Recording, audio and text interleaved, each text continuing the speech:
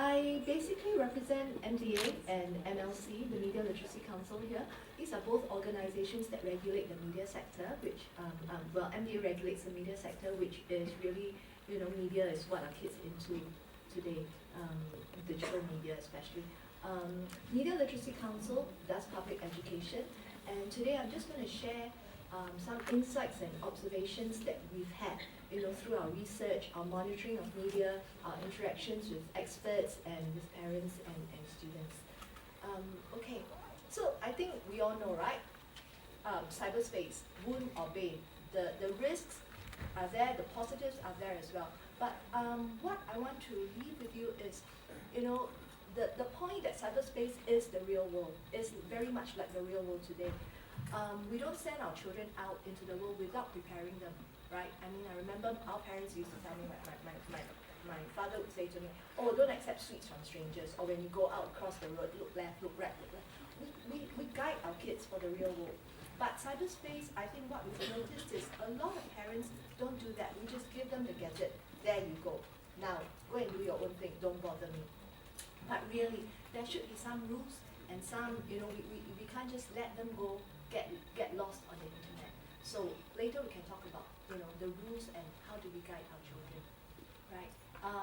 So with all that thought, let me just introduce the Media Literacy Council. It really is, it's a committee that's appointed by the Minister of Information and Communications, 21 members there who come from academia, do a lot of research in the area, community groups, people like Nicholas who are psychologists, experts, handling, managing children, and industry groups, because we have people like Google on board the committee as well, because we look at that industry also has a role to play in helping to build a more positive culture and social media environment for children.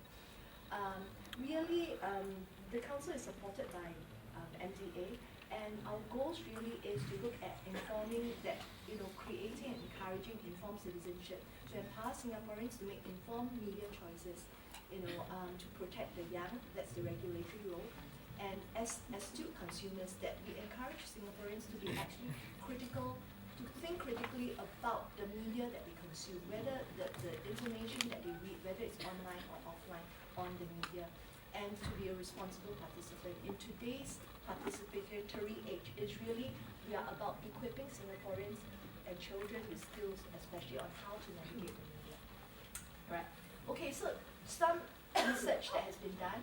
Young children, we know, are very proficient in their digital skills. They know how to upload, download, search. They can do all these things better than us, right? That's what we call digital natives. But when they encounter things online, they're not sure what's true, what's not true. And they tend to believe what's online in the internet. They tend to believe what they see on TV, right? And there's research to say also that young children have been exposed to sexual images, because when they search, you don't know what comes out on the search. They've been exposed to sexual images, to violent content, right? But the good news is for this group of young children, and we're looking at, up to primary school, they tend to come to parents for advice, so they seek advice, right? But sometimes they don't, because they may be embarrassed and they may be confused, right? For teens and youth, I think Nicholas's brain science tells us, right? They are really, this group is concerned about popularity and identity. They are indifferent to online dangers. So that's some things we have to note, right? When they go online, they will just talk, and that makes them very vulnerable to predators who are online. They're uncertain about privacy, about moral values, and they lack understanding of consequences. So all the limbic system thing is coming into play in the adolescence. So the key point here is really, you've got to guide your children young, when they are young, when they're listening to you, so that they build that values, they build that critical thinking skills from young, so that it's easier to manage when they're old. Because by the time they become a teenager and you say stop, they're not going to listen to you. They are already addicted. It's very hard. So the guidance needs to start from when they're young.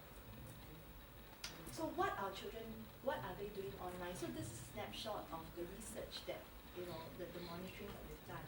Our kids' lives are social. I think just now, many parents here are on Facebook, but do you know that Facebook is losing market share among young children, among teenagers? They are going on Twitter, they are going on Pinterest, they're going on Instagram. So we've categorized this into different kinds of social media. Media sharing sites like Instagram and YouTube. They go there, they may upload content onto these sites, and they go there to view. Not much of an interaction. Social networks is where they interact. They just post. They can also post videos and all that, but that's where they interact and they talk to people. And messaging, a lot of us are on WhatsApp, so are our kids. And that's communication. They communicate with their group of friends, right? When they are on these sites, there's good and bad because they learn, they communicate, they could be collaborating on some schoolwork, but really the point here is, the risk being on social media really depends on who they follow, who they're friends with, and what they share. Do you know if they're following some celebrities who's on Twitter? Do you know, this is the modern day digital equivalent of being in bad company, being with bad company, who they're hanging out with. When they are following certain people online, do you know who those people are? And are those people being bad influences on them? Right? Who they are friends with. I just read a research that the typical teenager has about 272 friends, half of whom they don't know. So, when, and then they think all these people are my friends because anybody comes and say, add me as friends, they add. And they don't know who the friends are, and they've never seen the guy. And then they share all these things about themselves online. People actually see them because the private and the public is blurred. But our teens may not know that, right? And what do they share? Right? We've seen all sorts of boo-boos for adults, right? You know of Anton Casey, you've heard of Amy Cheong, and all these things that they put up. And it is true, more and more employers and even universities are looking at, they're going on social media sites to actually look at people, what they share, right? The kids, what they share, and then deciding whether to hire them as employers or whether to admit them into universities. So there's the reputation part of it. Kids are not aware.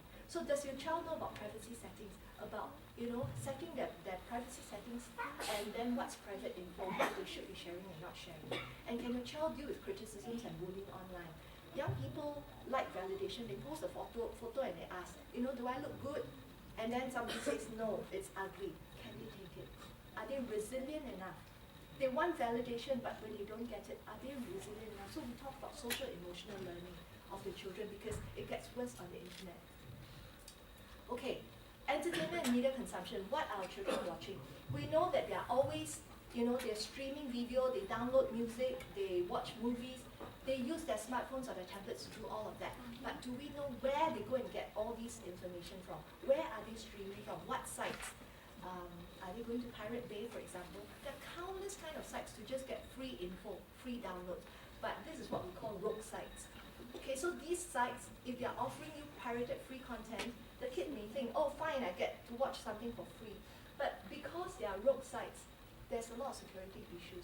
For one, copyright issues is a problem. It's illegal, right? There will be legal issues if they're caught. Secondly, virus and security issues, because these are rogue sites. There are a lot of scams, there are a lot of phishing tactics there. They will be stealing your passwords, they will be, scams that are targeting your computer when you download. High risk of getting exposed, and on these sites there are lots of pop-ups that actually advertise pornographic content or adult illegal content. So if they're downloading or streaming from these sites, they may be exposed to these kind of banner ads. So what can you do about this? Always keep your security software updated on your computer, right? Talk to your child. This time for conversations. Help them understand the risks and the consequences of going to these sites for their downloads, for their fix, right? And then do you actually understand what they're watching? NBA has, the media rating guidelines, PG, PG-13 and all that. Do you actually follow them? We've shown groups of students NC-16 trailers, and a lot of them were, they didn't realize it's very, very violent content. I mean, it was NC-16, so it's been rated that, if you are 16 and above, you can watch it. We're showing them to a bunch of junior college students, and they felt that some of the content was violent. So as a parent, are we actually making use of guidelines that's out there to actually guide our children's consumption? Games that are M18, do we allow our children who are younger than M18 to actually play those games? Because a lot of games have got violent content or very sexually Information, we all know, there's a lot of harmful content out there, inappropriate content, violent content, harmful content like anorexia content, anything, suicide content, anything that a kid wants to find, they can find. Right, rumors and misinformation and lots of scams and hoaxes. Can our kids critically evaluate the information? Do they know what's right, what's wrong? They go online, they use online for their schoolwork, but do they know how to search for, what is correct content and what is not? So we can talk about that. What are the skills that they should have? And I think the schools are also teaching them that kind of skills. But as a parent, are we making use of teachable moments? When our kids stumble onto something and they come and tell us, oh, mommy, I saw this. What do we do? Do we then immediately, no Google for you, no more direct response? Rather, we should take that as a teaching moment, a teaching moment and say, okay, so you saw this, now it's time for a talk, right? Kids accidentally they could stumble on pornographic content sometimes. So what do? Then maybe it's time to actually tell them. Teenagers may search for this content out of curiosity. So the trick is not to avoid, but to actually start conversations early so that you can guide your child and to teach them what's right and what's wrong. And have you thought of safe search and internet filters? Safe search, Google and YouTube all have safety features that you need to activate. You can just type safe search on Google to find out how to activate Google. So this safe search will filter out content that is not appropriate for children. So if a child types in sex, for example, they would filter out the graphic, the pictures, and they would maybe, what you would see is educational content about sex, for example. So use the safe search. Use on YouTube as well. My 10-year-old goes on YouTube all the time. So, I have to activate safe search because, he's 3 clicks, there's research to say 3 clicks on YouTube and you're onto something else. So, and filters. Filters are available when you sign up for subscription online. Your telcos would have filters. Activate those filters because they protect as a layer to actually screen out certain kinds of content that's not appropriate for children. But just remember, technology is not foolproof, and some kids, our teens are smarter than us. They know how to deactivate some of these as well. So it's not foolproof. So the conversation is, you need to really equip your child. It is about bonding with your child. So you prepare your child by equipping them and not trying to shield them, not saying stop, no more internet for you. But rather to equip them. So we talk about ground rules. When you give your child a gadget, do you tell him, okay, what sites can you go to, what sites can you not go to, how long can you spend on the phone? You need to actually have set down certain ground rules that you feel that's appropriate for your child depending on his maturity level. You can't just give it to him and say, there you go, right? Critical thinking skills. How do we inculcate critical thinking skills in a kid, right? Ask them, the trick is to ask them to ask questions. So if the stranger is talking to you, or online friend is talking to you, why do you think he's being so nice to you? Why do you think he's saying all these things to you? Ask your kids to ask questions. Teach our kids to ask questions, right? Values and consequences. This is the thing that will keep our kids, safe in the long run. Teach them values and help them to understand consequences. Again, the prefrontal cortex thing, bring that up front, right? And being a role model ourselves, I think that's the most important thing. How many times do our kids see us, staring at our handphone all the time? I was just at a dinner, and this whole family, father, mother, and kid, they're not talking, they're in a restaurant, and they're all on their devices. I mean, the kid is learning from us, right? When we're online, the way we talk, they can see our Facebook messages. Are we being rude? Are we being nasty? Are we being critical of somebody else? And if we are, our kids are learning all that. And that's why you have massive cases of cyberbullying in schools. So just some sharing, observations that we've had, something for us to think about. And lastly, just to say that the Media Literacy Council.sg, our website, actually has a lot of resources that we've prepared for parents. We've got video games, we've got, not video games, we've got a video of parents sharing of how they take care, how they guide their own children. We've got a handbook, PDF copy.